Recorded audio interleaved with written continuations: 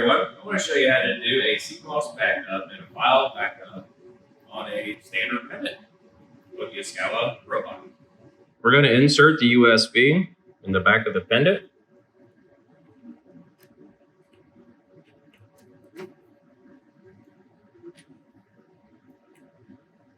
You need to have 40 megabytes of free space available on it. I'm going to press the arrow from the main menu, external memory tab, device. We're going to confirm our device target is USB to pendant. We're going to go back to external memory, press save.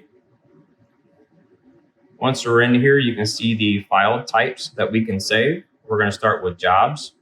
Press the select button. From here, we have our job names available. Press the select again, and you'll have a star beside your name to the left. This will do an individual file backup once you press enter. But we're going to do a select all, so we can do all the backups.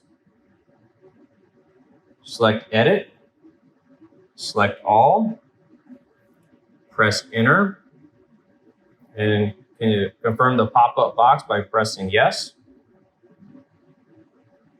We just saved all of our job files. Next, we want to do a CMOS backup. We'll cursor down, press select, and say yes. Now we're saving our CMOS backup.